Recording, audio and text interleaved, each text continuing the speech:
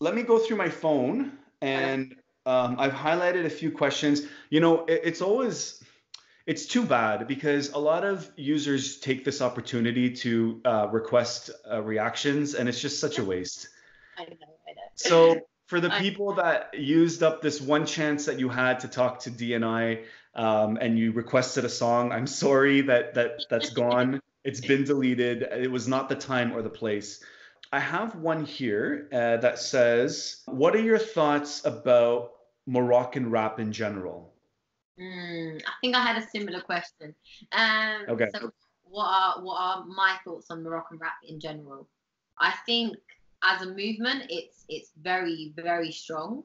I think in terms of the music that I've listened to overall in the Maghreb, so if we're talking, you know, Tunisia, if we're talking Algeria, and if we're talking Morocco, I could definitely see Morocco as the standout, as the kind of so if you're competing in a race, and kind of, I think Morocco's kind of earned its title as being probably number one.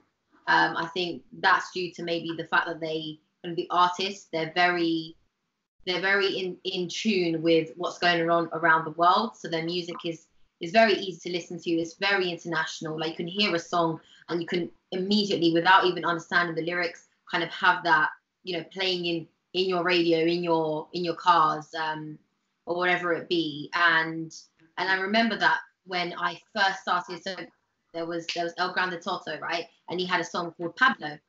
Of course. Of course, yeah, of course, exactly.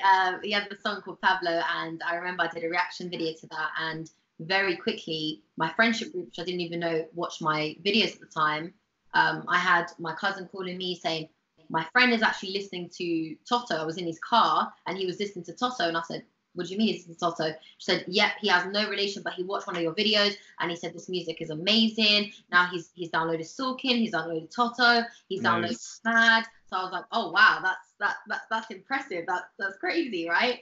And my sister, to this day, she calls it one of the best songs she's ever heard. So it's very, very, very kind of up there. It's a high standard. It's a high standard. I don't think.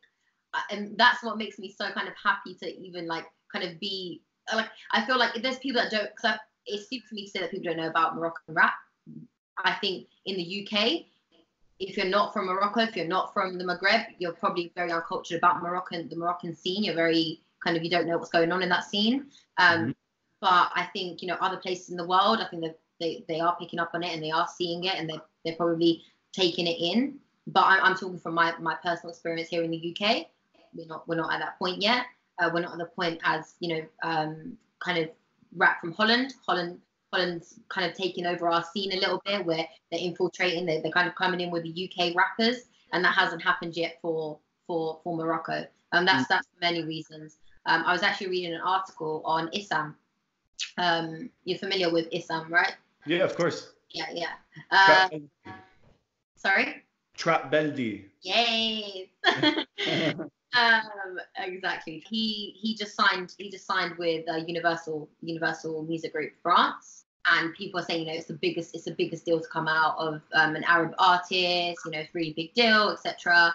And then I'm kind of reading. So he had an interview, and he was talking about the kind of the movement, the Moroccan movement, and where he sees it. And he was touching on points such as not having that liberty to move freely, you know, out of Morocco as an artist.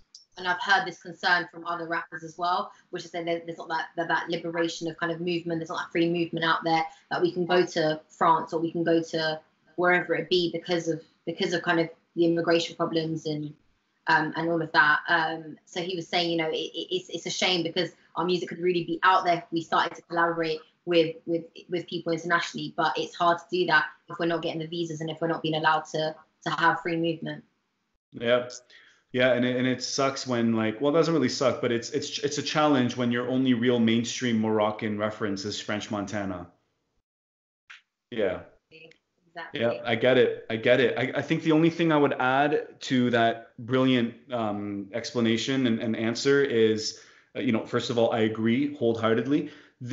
I think the power and essence of Moroccan music, and particularly in hip hop, comes from their various influences and waves of cultural influences that came into that country. So if we were to start with, the Berber culture, I guess you would call them the origins, or the native people, Yeah. and then you had the Arabic influence that came through a little bit later, and then you had the French come through, and then you have Spain just bordering them, and then with modern internet and globalization, now English is now coming through also, and you just have this brilliant mashup of all of these little elements, and they're so smart, eh? Like, they leverage them when they need to. And when you look at artists like SHAYFEEN or Shobi or XCEP, who creates mostly in English, they leverage those elements, those cultural elements, when it suits them best. And I think it's just such a pleasure, and it's such a treat to watch and experience.